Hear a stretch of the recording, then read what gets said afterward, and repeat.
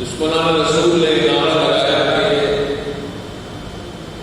تم بریدہ ہو گئے، بزرگا کی معنی یہی ہے کہ اب ان کی نسل ختم ہو گئی ہے، اب ان کا نام نشان کوئی ملنے والا نہیں ہوگا، لہٰذا ان کا نام نشان دنیا سے مٹ جائے گا۔ جب یہ کافروں کی بولی منظر عام پر آئی تو اللہ تعالیٰ نے سورہ کوثر نازل کی، اِنَّا أَعْطَيْنَاكَ الْكَوْثَرَ، بے شک اے محبوب ہم نے تم کو بے شمار خوبیاں عطا کی، فَصَلِّ لِرَبِّكَ وَانْحَرْ، تو اپنے رب ہی کے لیے نماز پڑھو، اپنے رب ہی کے لیے قربانی دو۔ إِنَّ شَانِئَكَ هُوَ الْأَبْتَرُ، بے شک آپ کے جو دشمن ہیں وہ دشمن ہی ابتر ہے، یعنی ان کا نام و نشان دنیا سے مٹ جائے گا۔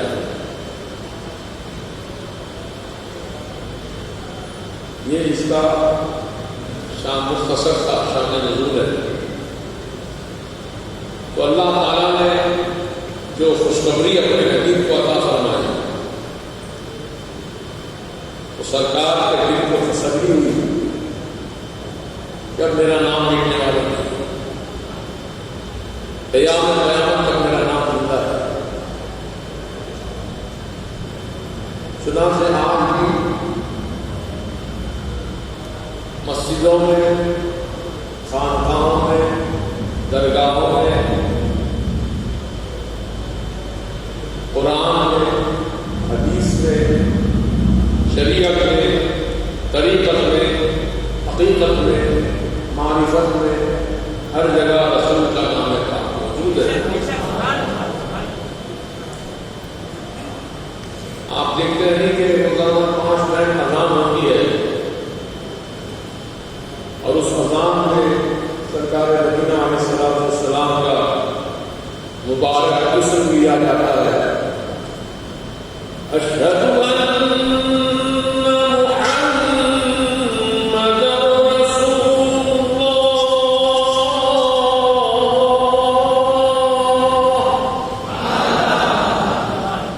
میں گواہی دیتا ہوں بے شک حضرت محمد مصطفیٰ صلی اللہ علیہ وسلم اللہ تعالیٰ کے سچے رسول ہیں۔ حضور کا نام زندہ ہے کہ نہیں؟ ہمارے آپ کے آباء و اجداد کا نام نہیں لیا جاتا اذان میں، سرکار مدینہ علیہ السلام کا نام پکارا جاتا ہے۔ ساری دنیا میں ایسے روشن کر دیا اپنے حبیب کے نام کو، اور ارشاد فرمایا حدیث میں، حدیث قدسی میں، اذا ذکرت یا محمد، اے حبیب جہاں جہاں میرا ذکر ہوگا وہاں تمہارا بھی مٹ گئے، یا اللہ مٹ گئے، مٹتے ہیں، مٹ جائیں گے دشمن تیرے، مٹ گئے، مٹتے ہیں، مٹ جائیں گے دشمن تیرے، نہ مٹا ہے نہ مٹے گا کبھی چلتا ہے، کبھی نہیں مٹے گا حضور کا شرط، حتیٰ کہ ساری دنیا ختم ہو جائے گی، قیامت غائب ہو جائے گی، سب فنا کے گھاٹ اتار دیے جائیں گے، اس وقت بھی میرے محبوب رسول کا چرچا زندہ رہے گا، باقی رہے گا، پوری دنیا ختم ہو جائے گی۔ تو سوال یہ پیدا ہوتا ہے جب دنیا ساری ختم ہو جائے گی، جن و بشر، حور و ملک سب فنا ہو جائیں گے، مشرق مغرب، شمال جنوب سب فنا ہو جائیں گے، زمین آسمان، سیارے ستارے، چاند سورج سب فنا ہو جائیں گے، تو پھر رسول کا نام باقی کیسے رہے گا؟ ہمارے آقا کا نام زندہ کیسے رہے گا؟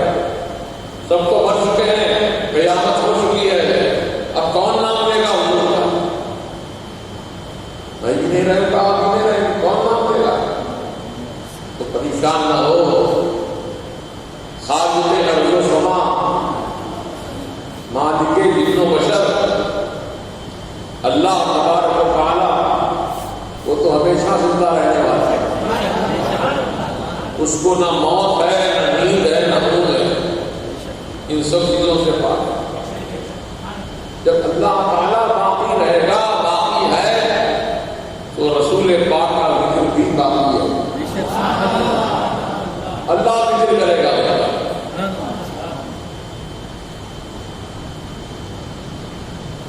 فضیلہ میں محترم، دشمن نامراد ہو گئے، حضور کو ذوالفقار کہہ کر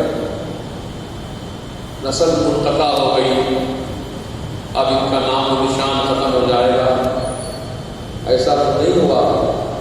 اللہ تعالیٰ نے آپ کے نام کو روشن کر دیا۔ چاند و سورج جتنے روشن ہیں، اس سے کہیں زیادہ میرے محبوب نبی کا نام روشن ہے۔ سورج کو گہن لگتا ہے، چاند کو گہن لگتا ہے، لیکن میرے آقا کے نام کو کبھی گہن نہیں لگے۔ رہے گا یہی، رہے گا یہی، ان کا چرچا رہے گا، بڑے خاک ہو جائیں جل جانے کا، رہے گا ان کا چرچا رہے گا، بڑے خاک ہو جائیں جل جانے کا۔ جتنے رسول کے دشمن ہیں، بدخواہ ہیں، جلنے والے ہیں، ان سب کا نام و نشان مٹ جائے گا، لیکن رسول کا نام زندہ رہے گا۔ عزیزان ملت، اور ایسا نہیں کہ ایک جگہ زندہ رہے گا، ہر جگہ زندہ رہے گا، حتیٰ کہ جہنمی بھی جہنم میں حضور کا ذکر کریں۔ آپ کہیں کہ صاحب جہنم میں جہنمی جا چکے، اب وہ رسول کا ذکر کیسے کریں گے؟ تو سنو، وہ ذکر اس طرح ہوگا، اگر ہم محمد رسول اللہ کی نافرمانی نہ کیے ہوتے، آج ان کی نافرمانی نہ کیے ہوتے، تو ہم بھی جنت کی ہواؤں میں ہوتے، جنت کی بہاروں میں ہوتے۔ ان کی نافرمانی کر کے ہم جہنم میں ہوتے، تو وہ لوگ ذکر وانا حضور کا، ان کا ذکر ایسے ہے۔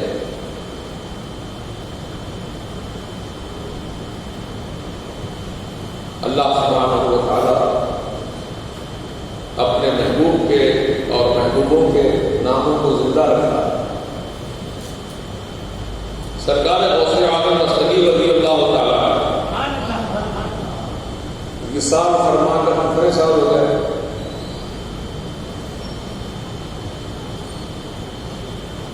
1000 سال کے اوپر ہو گئے، 1000 سال، لیکن ان کے نام کے جھنڈے آج بھی لہرا رہے ہیں۔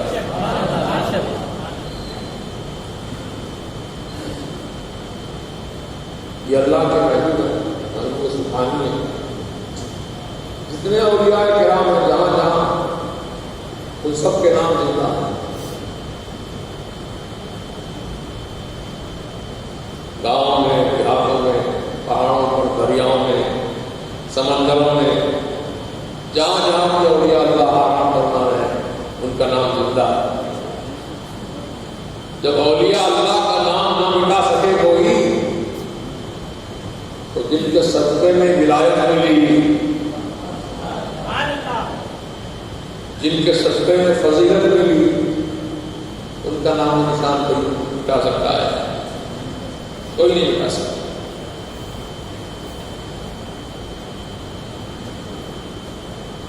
تو آیت کا مفہوم میں نے بیان کیا، اِنَّا أَعْطَيْنَاكَ الْكَوْثَرَ، ہم نے آپ کو بے شمار خوبیاں، یہ خوبی دو خوبی نہیں، بے شمار خوبیاں عطا کی۔ اور عطا کرنے والا کون ہے؟ رب۔ اور جو نعمتیں ملی ہیں وہ کون ہیں؟ ہمارے آقا علیہ السلام۔ بے شمار خوبیاں عطا کی،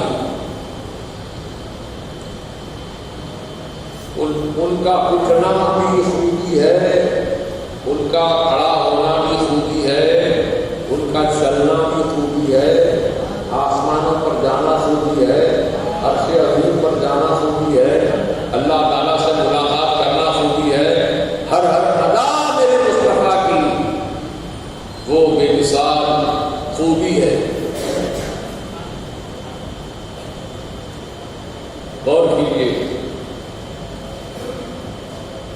یہ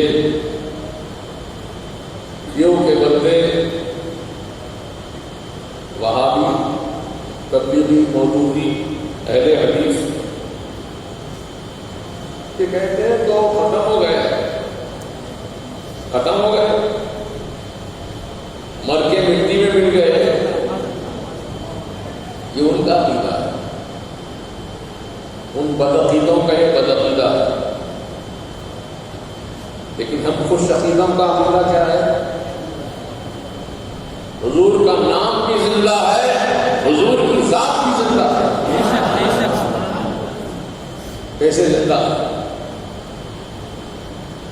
حضور کی 11 ازواج مطہرات ہے نا، 11 بیویاں تھیں، یہ حضور کی خصوصیت ہے۔ ہمارے لیے آپ کی ایک 4 کی اجازت ہے، بشرطے کہ انصاف کریں۔ انصاف نہیں ہو سکتا، ایک ہی کافی ہے۔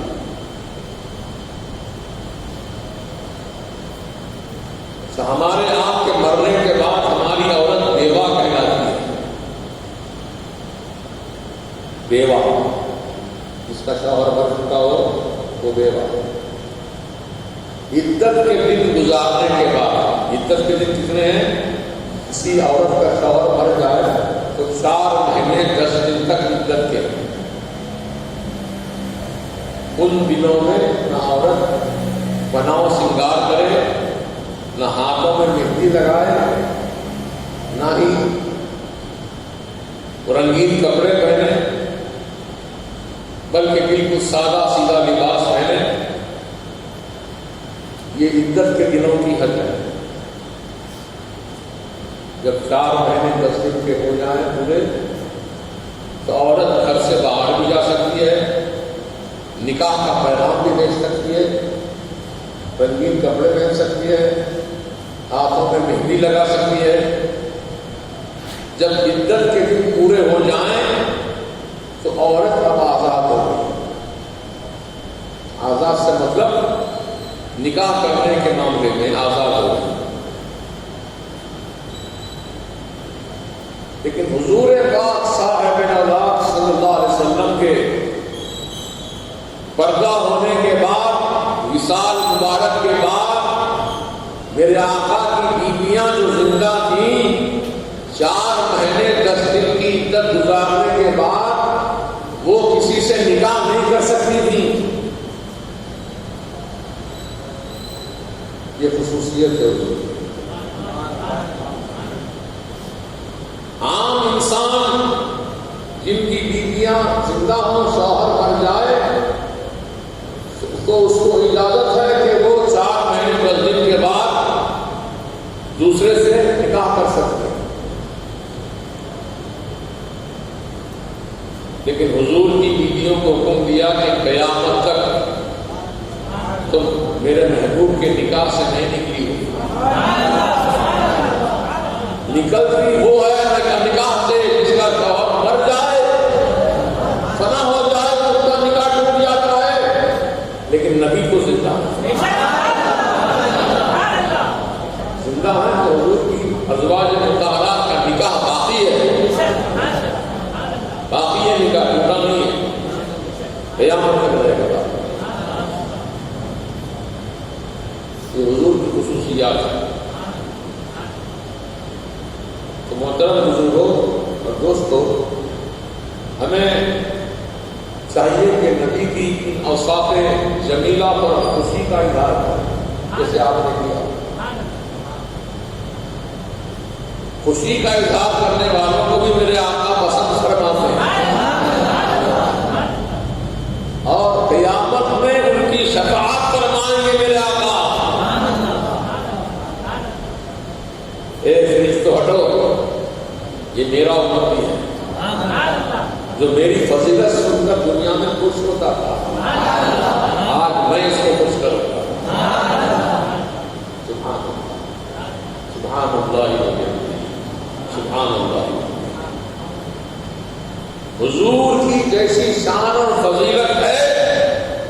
کسی نبی اور رسول کی ایسی فضیلت نہیں ہے.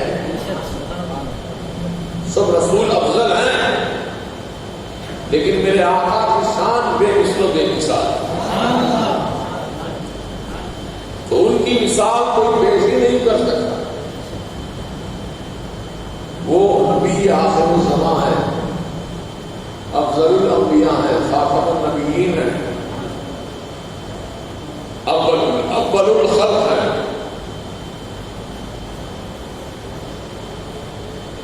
یہ بھی حضور کی خصوصیت ہے کہ سب سے پہلے پیدا کیے گئے.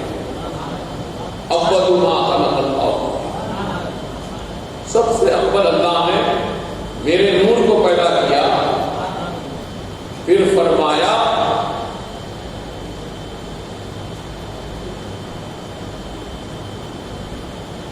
اللہ کے نور سے سب سے پہلے میں پیدا ہوا. اول ما خلق اللہ نوری وکل الخلائق من نوری، اور تمام مخلوق میرے نور سے پیدا کی.